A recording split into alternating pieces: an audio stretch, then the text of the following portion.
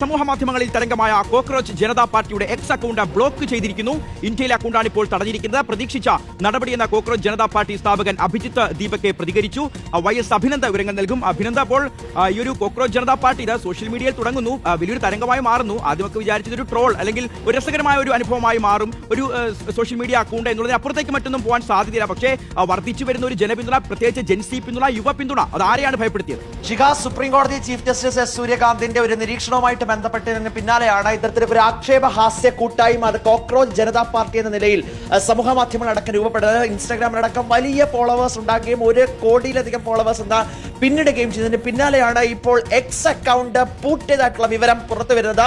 CJP 2029 has been withheld in India in response to a legal demand. ഒരു legal ഡിമാൻഡിന്റെ അടിസ്ഥാനത്തിൽ ഇന്ത്യയിലെ X account അത് block ചെയ്തിരിക്കുന്നു എന്നാണ് നിലവിൽ ആ എക്സ് പോസ്റ്റ് നമുക്ക് പരിശോധിക്കുമ്പോൾ മനസ്സിലാക്കുന്നത്.